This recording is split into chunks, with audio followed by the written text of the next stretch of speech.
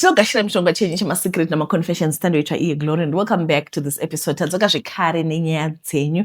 I hope you are having a wonderful Tuesday. Kumatima nenyika kwamuri. Tisatapinda munyaya dzedu, regai ningotaura kuti we are going to be introducing mamwe maepisode atinenge tichidana vanhu vachiuya kuzotaura nyaya dzavo. Tinokurudzirai kuti murambe muchiuya nesupport yenyu. Ndoziva kuti dzimwe nguva munenge muchida kungoona ini ndega, but as we grow tinoramba tichiintroducer zvinhu zvinyowani asi maconfessions hatiregi. It's just a new format yekuti munhu anouya kutaura nyaya yake then tobva takomenta. Handizivi kuti munozviona sei. Nhasi tine nyaya dzakati wandei, regai titange nenyaya yedu yekutanga. Atete, ini ndakaitawo munyama wekusangana nenhobu yemuprofite. Ndainge ndadzingwa basa zvisina tsarukano pabasa pandaishanda kumaChina uko. Vatete, ndingangoti ndaitenda kuti foromani ainge asingandifariri, akandimaka bhata fongo chaiyo. Saka ndiye ainge andidzingisa pabasa achida kupinza wakewo basa. Zvakandibaya panyamanite vatete, ndikaziva kuti ini naforomani vhushu tainge tarimirana kumugano, asi handaizobvuma defeat. Ndaizofa ndichikava-kava kunge dongi. Ndakanzwa nezveumwe muprofita ainge anetsa nechepagolf course kumukoba 4. Ndaizoendapo ndonowana rubatsiro. Runyerekupa rwake rwekuti aive simbi inodya dzimwe simbi rwainge rwasvikawo munzeve dzangu. Vatete, ndakafunga kuendako. Chero zvaizoramba mukuzama. Zvaigona kuzobvuma ndikafara zvakare. So ndaigara kujinga kwemukoba 7 vatete kumanewstand. Ndiko kwandairoja ka1 room kangu. Chandaidira mukoba 7 ndechekuti paiva pedyo nepamaChina andaishandira vatete. Saka ndaizogurira nedzaAdhamu ndichienda kubasa. Ndaiziva kuti ndikapfuura college ndatosvika. Vatete, manje pabasa pedu paiva naFaroman aive neware Samare. Aizvita kunge ane mashares kuBeijing, achida kuzviita first cousin neMazhingzhong. Ini neimwe crew yangu tainge tapinzwa basa naForomani. Manje ainge atransferwa anovhura imwe branch kuShurungwe. Kwakazouya Foromani Fidza. Achingosvika takazvoona kuti painge pane basa guru chairo vatete. Tainge totomupa nickname yekuti shareholder. Zvino dambudziko raivepo vatete nderekuti Foromani achisvika akatiti umwe neumwe muvhimi anovhima nembwa dzake. Taiva imbwa dzaForeman Boren akaenda kuShurungwe. Iye aizotsvakawo dzake sekumhanya nadzo. Ndakambotanga ndichifunga kuti mafanezi ndokutoona kuti shasha yainge iri serious nekugumura vanhu. Pandakasiyiswa basa ndakava nekugumbuka kukuru kuti zvaitirwei, ndaizorarama sei naye vatete. So pandakanzi ndava kuzomira basa ndakava nekubatikana zvikuru. Ndaigodi Foromani shareholder ainge abudirira kundigumura. Ndaizofambira nyaya iyi, ndaizofambira kuti maChina andipe basa. Saka ndakaenda muprofita aya akati paida mvura inowanikwa pakati pemuti une mhango. Aiti mvura iyi yakakosha chose mumatare ekusunungurwa kwevanhu. Akati ndinotsvaka mvura iyi ndidzoke after 3 days. Maprofita ari kani aitoziva kuti hapana kwandaimboiwana. Chokwadi ungafamba uchidongorera kuti muti une mhango mulocation ndeupi. Mulocation munowanikwa mamango nemaavhu. Zvino mvura yemumhango ndaizoiwanepi? Ndakadzokera kumuprofita ndikamuudza kuti ndainge ndashaya mvura yemumhango. Nechemwoyo ndofunga akaombera kuti dzawira mutswanda. Vatete, handina kuziva kuti ndaizoita wenguruve yaizozvifuraya nemafuta ayo. Vamwe voti akarumwa nechokuchera. Muprofita akanditi aizonditsvakira ndiuye after 3 days. Ndakapiwa mvura muchibhotoro chainge chapera drink. Ko ini bhondorobheni mvura yemumhango ndaiizivira kupi? Vatete, ndakapiwa chibhodhoro zvikanzi ndinosanganisa yowanda, asi ivate panze mvura iyi ndigeze makuseni ndisati ndataura nemunhu. Ndakatevedzera zvandakaudzwa. Handina kupedza vhiki ndakanzwa foni yorira zvinzi ndaidikana kubasa. Kubasa kuya kwandainge ndambodzingwa. Chii chainge choitikazve? Ndakanzi painge paitika mistake ndakudzorerwa pabasa. Basa racho raiuya nepromotion. Ndainge ndava assistant Foromani. Titende, ndakaona shareholder achiratidza kubatikana kwakanyanya, asi aigodii ivo HR vataura. Aiva, ndainge ndovhura mapapiro sepikoko. Vatete, pasina nguva ngani ndaiti kana ndichizvifambira ndakatanga kunzwa nyuchi ichinditevera. Chero ndirere nyuchi ndaidzinzwa dzichirira. Pakazoita mashura pamaChina. Foromani shareholder akarumwa nenyuchi akafa. Akangonzi nga ndiyesi. vatete kubva zvafaforomani shareholder ndakatanga kungoita mari. Pane nyusi dzinofuma dziri padoo pangu everyday. Ndinoziva kuti dzikabva dzikaita senge dzashanya pabasa pedu panotodonha munhu. It seems ndakarombeswa nevanhu one kuuraya vanhu vekubasa. Vanhu vapera kufa vatete pabasa. Ini ndiri kuramba ndichiita mari. Vatete ndakadzokera kumuprofita wekugolf course ndichida kumubvunza kuti mvura yemumhango nenyuchi dziri kuuraya vanhu zvinodyidzana papi. Ndakawana muprofita asipo ndikazama kutresa kuti akaendepi, asi I can't get. Ini ndatambura nenyuchi dziri kuramba dzichiwedzera day by day, asi kuwanda kwadzo kufa kwevanhu. Mari ndinayo, asi hazvichanakidzi zvamuchose. Ndakaiteiko iyo mvura yemumhango ndikanzi inongedze ndoiziva? Ko kana ndakapiwa yezvitunha nhai veduwe ndiri parumana nzombe. Zvinhu zvacho zvinoshamisa. Hi Tete Glory, please pause for me as Heidi. Ini ndine zvinhu zvinondinetsa mumwoyo and hazvisi kukanganikwa. In 2008 pakaita drought paya. My mom left to Botswana vachinotsvaka basa and she left us with daddy. Ini nemwana westep sister yangu tisu vaive vadiki by that time. And vakazodzoka kunana 2010. My sister aenda kuboarding and umwe brother wangu akabva atorwa nasekuru hanzvadzi yamama. I can't remember hangu kuti ndainge ndiri grade hani, but I think between grade 2 and grade 3. I grew up in a family of 5 and I am the last born. Taigara nabamnini young brother yadaddy, asi ndeve pabarika. Pakafawo baba vavo kunonzi vana vainge vari vadiki. They were shared amongst older brothers vainge vane misha yavo. Cause vana mai vavo vaisavada, ndizvo zvandakanzwa.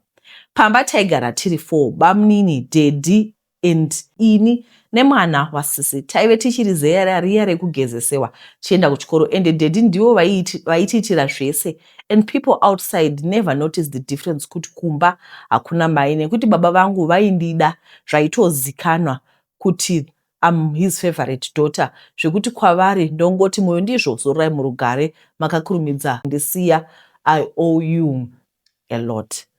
Nyaya yakazotanga daddy pavainge vainda kuchechi vachinorarako votisiya nabamnini. Ndivo vainge vakutigezesa pakuenda kuchikoro. Bamnini vaindigeza panhengo yangu, but my dad never did that. Vaitondiudza kuti chigeza kana vapedza kundigezesa, but munoziva semwana haunyanya kuzvifungisa. Ini ndakakura ndakajaidzwa kugara pamakumbo padaddy kana vari free. So my bamnini would call me, B, uya ugare pamakumbo. Ndaibva ndaenda semunhu wandainge ndajaira kugara naye. Bamnini vaibva vaisa his hand into my skirt votanga kutambisa my private parts, and he would threaten me if ndikaramba kuenda zviya zvekunzi uchachekwa nemabhinya uya pano. From there bamnini vakatanga kundikurira skirt vondimisa mberi kwavo vakagara pachair vorara neni till vaproducer. Kana vapedza voti hande unogeza. I ended up ndava addicted nazvo nekuti ndaienda ndega pavari. Tete ndikazvifunga ndinochema usiku hwese. Tete bamnini vainditsindidza kuti usazvitaura kuna daddy chero kuna mama unorohwa ameno hako. And there's this other guy aiva nekakuwirana nabamnini aindita the same. Kana ndanzi ndiende kumbudzi, since he was the one responsible for taking my grandmother's cattle and goats. Saka over the weekend tainzi timubatsire kufudza mbudzi. Tete ndaive ndatova neaddiction yekuti tukomana twose twaifudza mombe ndaingoti ndaenda twaindichinjana, all because of bamnini. Kumwana wasisi vangu uya vaimuvenga zvisingaiti. I don't know kuti aingaramba kuita zvandaiitwa here ameno. Vaiti akangoresva padiki, you would hit him mumusoro. Aya anonzi nevanhu mangonya, zvekuti musoro wake waigara zvibundu kunge munhu amborovera. Tete aizorora kana sisi vedu vauya kubva kuchikoro on holidays, and he later left our house saying baba vangu vairoya. A day before he left, he picked up dende ravo rese, ingava bhutsu yaisapfekwa, he bent everything chainge asisachade, but vakaendeswa kuchikoro. And chinondirwadza bamnini ava, we meet every time panonzi family functions. He is married, vane mhuri, but magariro avo mawana.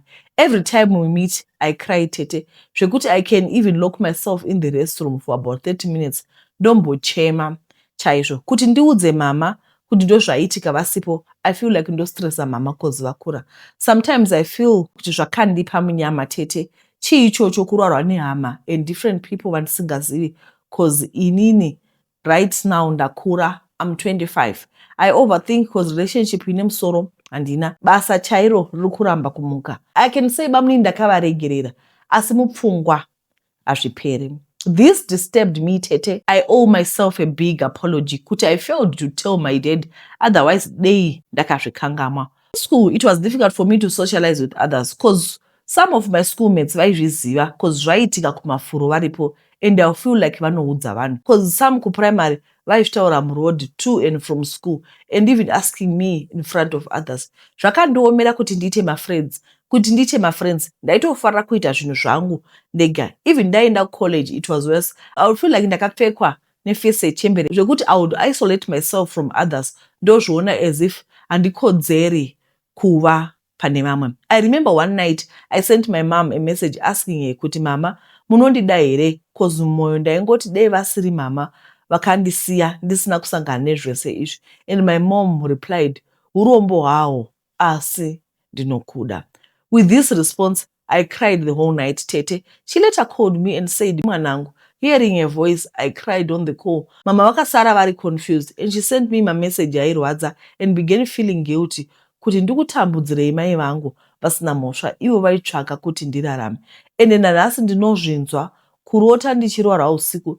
It's an everyday thing tete. Chero kuchechi ndotokona kugara side remayouth ndogara kwana amai. Heidi, I'm so sorry for what you went through. Zvinhu zvinorwadza kuabusiwa, and as a child you were introduced to this and it became something that was normal. I need you to understand kuti you did nothing wrong. Bamnin took advantage of you. Vakakudzidzisa zvinhu zvawanga usingafaniri kudzidza as a child. You took away your childhood. After that vakaudza vakomana vepa next door nevekumafuro nemunhu wese kuti mogona kurara naye because vakomana vanotaura ka.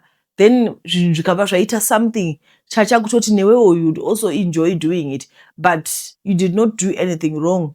This was abuse and zvinhu zvakaitika zvaisafanira wakaexposewa kuzvinhu zvausafanira kuva uri exposed to. You lost your childhood. I'm very sorry about that. I hope you have started your therapy sessions because Nezuro, when she sent me this message, ndakatoti iwewe we need help as soon as possible. Ndobatatsvaka vama professionals anogona kumubatsira.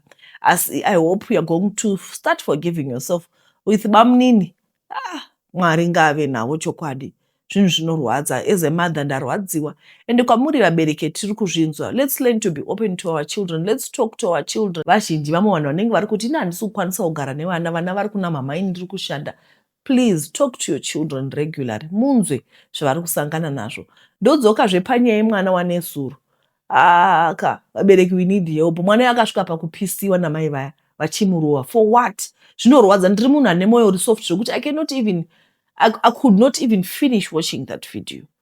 Alright, regai tipinde munyaya inotevera. Ndinoziva kuti kuva muZimbabwe nemuSouth Africa chinhu chakaoma. Vazhinji venyu hamuna mabank account. Muzora nhasi ndadzoka zvekare tingokurangaridzai kuti furerwai mabank account neveVelvet Figures kana uchida kubatsirwa kuvhura bank account yekuFNB. Ndoziva kuti makambani mazhinji these days they don't do business vachiisa zvekuisa mari muenvelope. Aiwa, mari yako inopinda muaccount. Komunogotambura sei nyaya yebank uchiti handina permit handina chii? No, Velvet Figures, they're going to help you to open an FNB bank account. It's either a business account or a non-resident account. Non-resident account inokubatsirai kuchengeta ma-USD enyu. Iyo account iyo munoisa ma-USD enyu chero muri kuHarare, chero muri wherever you are. And with a non-resident account vanoshandisa bepa remvura chairo rekuZimbabwe nepassport yako inenge ine ma-valid days. Vanobva vakuvhurirai, handiti ka nditori nayo account iyoyo. Vanokuvhurirai account iyoyo moisa mari yenyu muchichengetedza. Kwete kuti tiise mari pasi pemattress. And it's also easier for you to do your online transactions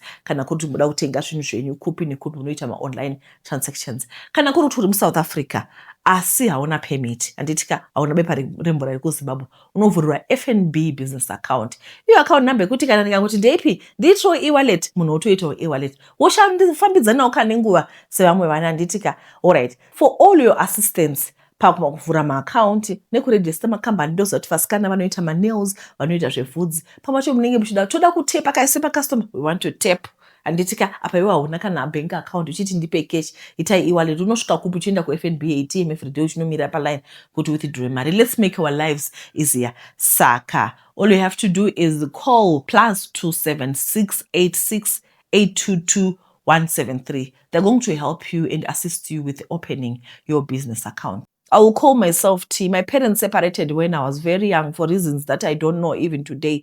I stayed with my mother, and I know that mothers are supposed to be our safe haven, but it's very unfortunate for me because I cannot relate, Tete. 1 minute we are happy, the next it's all cries and insults. You'd swear ndini ndakaita kuti varambane. Happy moments namai vangu mukukura were very limited. Vane short temper inotorwadza, Tete, and sometimes zvinhu zvaivatsamisa zvinenge zvisingambodeserve a harsh punishment zvekutodaro. I know as children tinotadza unotogumbura mubereki zvekutodaro ende zvinorwadza, but kugumbura mai vangu kwakafanana nekudenha nyoka mumwena. Kukura navo was very hard. Mamwe mazuva ndaiti ndikatadza ndotorariswa panze ende vaisavhura dhoo manheru kuti chipinda waitorara panze usiku hwese mangwana otozokumbirirwa ruregerero nemaneighbors. Same when I got a stepfather, vakashaishawo vairariswa panze, and he was and still a good father to me, even though vakazosiyana vatoona kuti zvepano zvakaoma. Tete, I remember a time pakarora mai vangu and I was very young, around 14 to 15 years ipapo, and I had to drop out of school kuti ndivachengete and also kuenda kubasa so we can survive as no one showed up for her. Vakarara for about 6 months and I was the only one who was genuinely there for her. Pavakapora, she did appreciate me and I was happy. Munhu pakusimba and recovering from kurara back to normal. After a year or so, I was raped and she was away for that time. When they called her to police, she was very supportive. My mom was supportive only for a day. A day. Next day vakasangana namamwe baba vemuraini vaive nemwana aindida ndokuvati kwa mukuru ngai makadi yenyu kwakutotsamwa kwakuuya kumba. Tete ndakatuka zvikanzi anonditi amukuru ngai pakai unodana nemwana wake ende wakabatwa chihure ndokurova ndokutorera foni. Mind you, I was raped manheru nichibva kubasa. Ndakatorerwa zvese zvandainge ndinazvo including phone that was new. Zvikanzi mujolo gone wrong, washaya kuti unondiudza kuti phone iri kupika. Hauna kurepewa iwe. I don't wanna lie, I was hurt, deeply hurt. That was the time I really needed my mother. Ndakarwadzwa, Tete. I could not believe kuti my own mother would do that. I never shared my story. I never shared my story of being raped with anyone.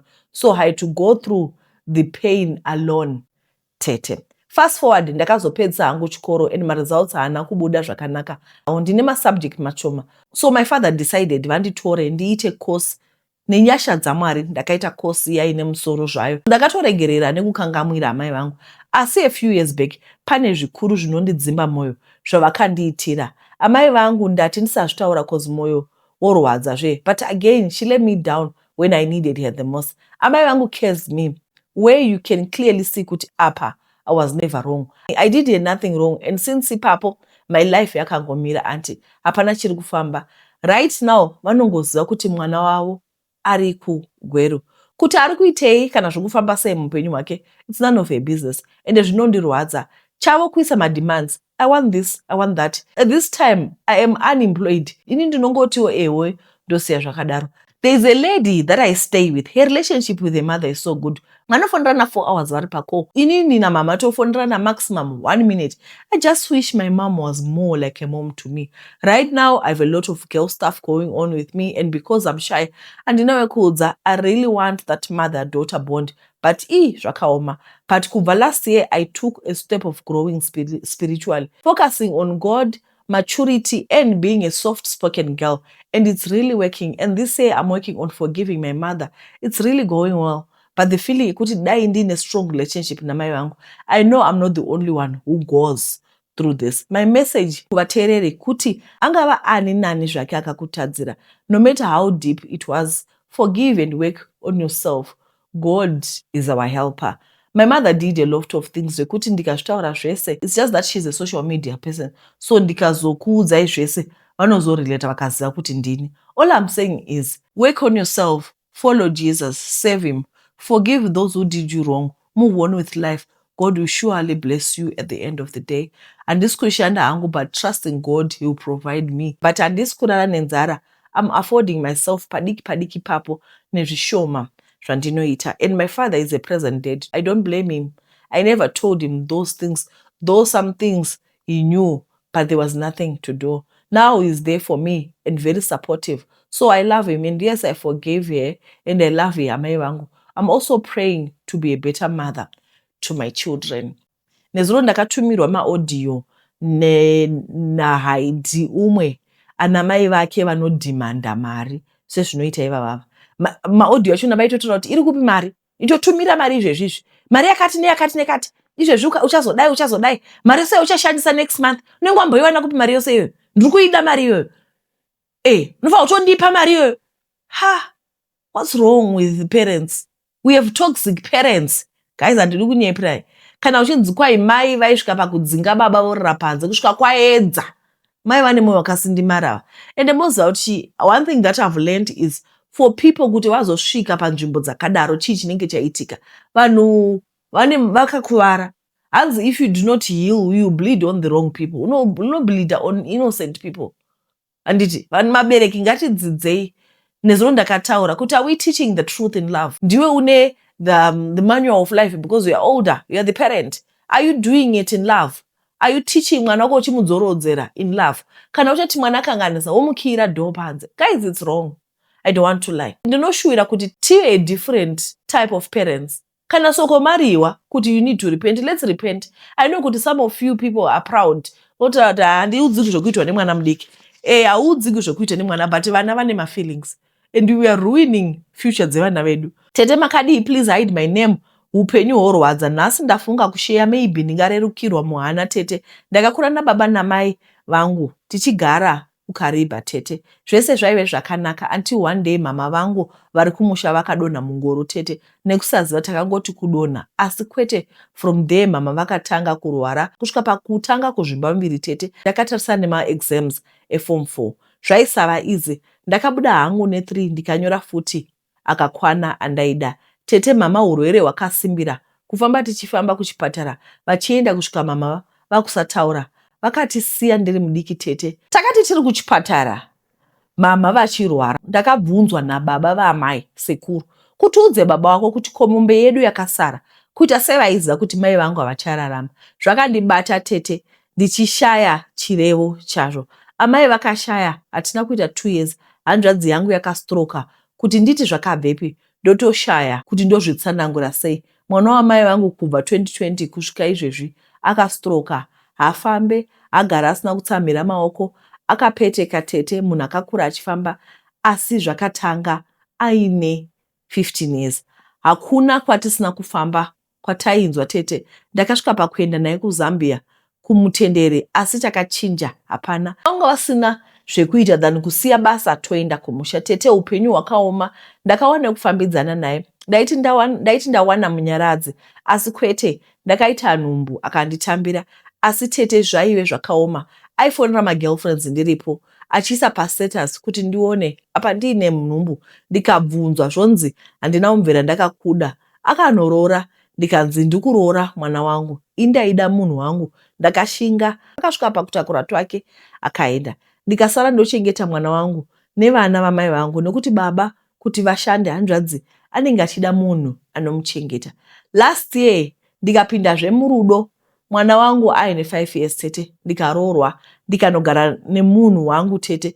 Zvese zvaiva bho. Ndikati henaro ndawana anondinzwisisa tete. Unoseka namose rugare. Murume anonyepa izvozvi. Kwaizvozvi mbadzo, kana kadhi rake rekubhengi handizive ruvara rwaro tete. Semunhu abva mune imwe marriage unotoshinga akazotanga kuura tete. Ndikabata mameseji, aiwa unooma mate mukana kubvunza munhu haaratidzwe kuti atadza.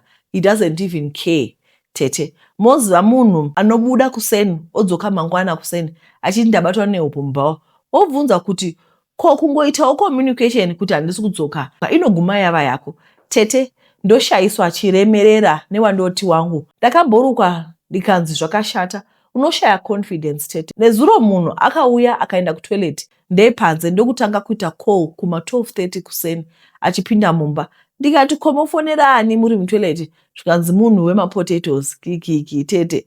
Ndakati tione, ndikatora phone, maisava necall. ndikati ko yaendepi, hanzi ndabvisa because munhu wacho haana kudavira foni. Taisiisa mapassword akafanana, zvakangomuka zvachinja. Izvezvi I don't know his password. Mind you, munhu uyu akanditi ane vana 3 tichanga kudanana, kuzoziva takugara tese kuti ane 4 vana. Vana vake ndovada, ndomirawo samai, but iye handioniwo semunhu. Ndoshaya kuti wangu munyama here wekusangana nemarwadza kubva ndiri pwere kusvika izvozvi. Kuti nditi ndombofara ndinganyepa, munhu anogona kuti ndaenda kunoita kabasa keplumbing, odzoka kuseni kikiki, hanzi ndarachishanda tete unotosengako namose rugare. Kuruka musoro chaiwo, manhenda taikama mombe yetsuru, kutengerwa hembe chaiyo, tozvionera pamatiktok kuti kunze kune love tete. Dzimwe nguva ndinombochema kuzvitongesa kuti wai Mwari ndakatadzira ani, mhosva yacho ndiripe, dai ndawanawo basa tete ndashanda hangu, nekuti upenyu mutoro wandiremera. Zvakaoma. Ndaona kumusoro pavataura nyaya yekuti mama pavairwara sekuru vakati udza baba wako kuti kumombe yedu yakasara. Handizivi hangu, ndoziva kuti people are cultural, ndoziva kuti chishona chedu, but timing, because nyaya iripo ndeyekuti mwana aiona kuti mama ari kurwara and everyone will be trying their best. Munhu usachishuvira kuti mama toda kuti vapore, asi pane zvese vana sekuru vanenge vatoona kuti hapana upenyu apa, toda mombe uchiudza mwana. Handizivi hangu, ndoziva kuti culture yedu yakakosha, chishona chedu chakakosha, but I think seBhaibheri rotaura kuti there is time for everything. Let's learn kuti tiwana netiming. Haidhi ari kutaura kuti upenyu hwake hwairwadza kubva ari mudiki kusvika muzora nhasi. Wakarogwa kwaviri nomurume zveunoenda kunofondera munhu wemagwiri pashe, wadzoka zveko hana achifondera munhu wemagwiri. Izvi zvacho zvakaoma hazvo. Alright, regai tipinde munyaya dzinotevera. Vatete, ndaiva mwana aigona chikoro, asi ndakasira zvese panzira ndichida kuti vana vamai vangu vawane kuenda kuchikoro nekuti vabereki vedu vainge vashaika. Takati chovhe vatete, asi zvisinei pakatanga kuoma upfumi hwenyika, basa rangu rakabva rapera. Tochidini zvino? Ndakaona kuti vana vamai vangu havangatadzi kuenda kuchikoro. Zvinhu zvemufamily medu zvinenge zvaisafamba mushe. Apa hapana aititarisa, taizvionera, tainge tiri a child-headed family. Ndakazofunga kunotsvaka mushonga. Pekutanga mushonga uyu waisava wekukuvadza munhu, asi waiva wekuti ndiwanewo kuraramisa vana vamai vangu. Chakandiromesa inhamo. Chakandiromesa kwaiva kuzama kuraramisa nherera dzangu. Ndinoti nherera dzangu nokuti ndini ndainge ndava baba, ndini ndainge ndava mai. Ini nevanina vangu taiva 5. Hama dzekwababa nedzekwamai dzose dzaiva vapenyu, asi hapana aida kutitora tose tiri 5. Vatete, ndakanotsvaka mushonga ndikanzi nditenge bhuru. N'anga yakauya ikaita zvikaranga pariri, vakati ndinorivakira danga pamusha pataigara. Pakasvika bhuru vatete, hapana kana akada kubvunza nezvaro, vaingoti mombe iri pamusha. Takatanga kungoita mari pamusha pedu. Vaiona vaingoti takagona tikagadzira zvikaranga zvainetsa pamusha. Vatete, chero hama dzainge dzisina basa nesu dzakatanga kudzoka kwatiri, kwanzi takagara taona kuti une musoro, une potential. Iniwo dai vaiziva. 3 years dzakapera, pamusha pedu painge potoonekerawo kuti pamusha kutovakawo. Taiziva kuti hachawiri nemvura kana kunaiwa zvadova nani. Gore rapera museri, zvinhu zvakatanga kusanduka. Bhuru rakatanga kuuraya vanhu. Sofa kwafa vanhu 3. Vatete, hama dziri kuti bhuru ngariuraye, ini hangu handisi kufara nazvo, sokuti bhuru rikafa mishonga yangu inobhuruvara. How are you? Ndiri musikana ne27 years. I'm the first born in a family of 3. Ndogara nevabereki vangu tiri vanhu vasingawani zvakanyanya, asi hatina musi watakarana nenzera. So growing up I lived with auntie vangu, hanzvadzi yababa. Ndakagara navo ndiri kucrash for 2 years. Vaiva munhu anga ari bhuhake. Crash yandaidzidza yaiva yemari, ndichitodzidza nevana vevarongo. Vaindibata zvakanaka, asi problem aiva mwana wavo mukomana. Aigara achindirova veduwe. That time I think aiva kumagrade 7. Hanti munoziva kuti mwana akagara achirohwa anopedzisira ava confused, asisazivi kuti zviri right nezviri wrong ndezvipi. Saka ndada kutya chero kutaura kuti ndoda kuenda kutoilet kana kuti ndakunzwa nzara. Ndaigara ndichizviitira weti muBurugwa nenyaya yekurohwa kwandaiita. Pandaenda kuchikoro ndaidzoka ndakazviitira muBurugwa. Ndaive ndine low self esteem, ndaitya kugara pane vamwe. Ndichiri kurangara umwe musi pakandirova ndakaita mavanga. Ndakachema ndichiti ndoda kudzokera kuna mai vangu kumusha. Ndanga ndaneta nekushungurudzwa. Chero ndaiva mwana ndaizviona kuti zvakanga zvisingaite. Anti vangu vakabva vandidzosera kumusha paya kwaiva namai nababa vangu. Ndaifunga ndaizogara zvakanaka. Nhamo yangu yapera. Asi ndakasvika ndikasangana nezvimwewo ikoko. Amai vangu vaiita zvekurima cotton. Saka dzimwe nguva vaienda kunotora mbeu kune imwe nzvimbo kwaive kure nekumba. Saka vaipota vachitisiya neumwe mwana wevamwe tete vangu aiva mukomana, saka ndichamupa zita rekuti Rodhi. Rodhi aisara nesu zvakanaka. Ndiye aitibikira achiona kuti ageza nekuti taisara nemunina wangu aive ne4 years. By that time ini ndainge ndiri grade 3. Rodhi akatanga kuita zvekuti ainditora obva aenda neni kurumu kwake kwaigara. Obva akurura hembe dzake dzose. Obva anditora atanga kutora ruoko rwangu kuti nditambise nengo yake achindibata panhengo yangu. Kwandiri ndaiona kunge kutamba nekuti ndizvo zvaaindiudza. Munoziva semwana hapana chaunenge uchiziva. Zvinhu zvakaitika kanenge kaviri nekuti amai vangu vakatanga kugara varipo. Anga akushaya mukana wekuzviita. Ndakakura handina kumbobvira ndavaudza amai vangu nekuti ndaisaziva kuti zvakanga zviri wrong. I thought kuti kutamba. Ndakakura ndikanyora form 4 yangu ndine 16. Then I had my first boyfriend at 18. Relationship yacho haina kana kulasta kana mwedzi nekuti aiti akandibata ndaibva ndatanga kuchema neniwo ndaitadza kuziva kuti what was wrong with me. Ndakambogara ndisina mukomana for some time. Then at 22 ndikawana mukomana. We dated for some time. And you know boys, they can't keep their hands to themselves.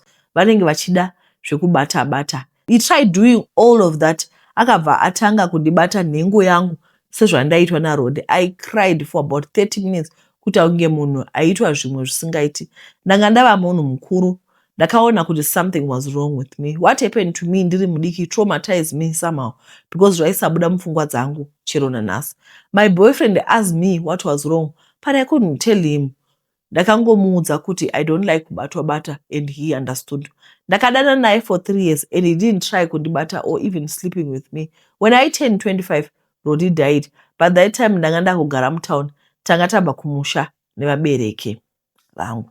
My mom asked me to attend his funeral. I didn't want to go because ndanga ndakuziva kuti zvaindiita ndiri mwana was wrong. It was abuse and he took advantage of me because I was young and didn't know anything. Ndakaenda kufuneral kwake, ndaingonzwa kuremerwa. Then time yebody viewing yasvika, ndakangoti ndichimuona ndikabva ndaita flashback yezvese zvaikaitika ndiri mudiki. I fainted ndikazomuka ndaiswa mumba. Vamwe tete vangu vaigara kumusha ikoko vakanditora vagara neni pasi vakandibvunza kuti chii chaitika. Ndivo the first person vandakaudza nyaya iyoyi. Ndakavatsanangurira nyaya yose yekundiabhusa kwakaita and how it is affecting me even now. I asked kuti vagoudza amai vangu because ini ndaisakwanisa. Amai vangu pavakaudzwa vakachema asking me why I didn't tell her pazvakaitika. Nyaya yekuti ndanga ndava munhu ari confused, anongotya, asina self-esteem nekuda kwekurohwa kwakandiita handina kukwanisa kuudza munhu. Chero pazvakaitika ndiri mwana handina kuziva kuti it was wrong. Ndinongotenda Mwari kuti haana kukwanisa kuzoita penetration because dai zvakaramba zvichiendera mberi dai akatondikanganisa ndisisiri mhandara. Asi what he did to me is still affecting me chero izvezvi until you know ndikakuudzai kuti I'm still a virgin, you won't believe me. Mukomana akada kuzama kurara neni okuita zveromance neni, ndinongotanga kuchema ndichifunga zviya zvandaiitwa ndiri mwana. I don't know kana zvichizopera nekuti ndikazoroorwa zvinondinetsa kuti ndichazoita sei. I really need help. Nhasi tine nyaya dzeabuse dzakawanda, ndio zvandiri kudoona. A lot of people have been going through a lot and unotoona kuti zvinoaffecta like I said kuti kuvhiringidza mwana uchirova somukagara pasi chipo mwana usha kuti zvinondoita sei, ndonzani ndiripi chii chiri kuitika, oguma akuzviwetera, oguma akudidi kuti uzosvika manje kumba uudze kuti mama ndaitwa so, you can't say anything. Unongotanga kunyarara. Ngatidzidzei kuita marelationships nevana zvekuti when anything happens kuvana vedu they are able to tell us. Anditi ndipo paperera nyaya dzedu apa muzora nhasi. Tinokutendai guys nekuona chironga kwamaita. This is an appeal kuvanhu vose vakashaikirwa nevabereki. Kana kuri kuti wakamboshayikirwa nemubereki uri mudiki uri nherera, handiti kana une experience yaunyatsona kuti experience iyi haina kundiitira zvakanaka, handina kubatwa zvakanaka nevanhu vakasara vachigara neni, nokumbirawo munditumirewo nyaya idzodzo. Okay, manga muchiziva here kuti vazhinji venyu munoona channel yenyu asi hamuna kusubscribe? Ndinozviona pama-analytics, it's about 60% vanhu vasina kusubscribe vanoona, then 40% ndiyo yakasubscribe. Just for supporting us, tanga chikumbirawo kuti mungobaya red button so that we can be able to grow our community. Your support means a lot to us. Zvakanaka kuti mungotora nguva ino kuti mubaye button red so that we can grow our community. I'll take this time kuti ndikupei nguva ino kuti musubscribe. Thank you.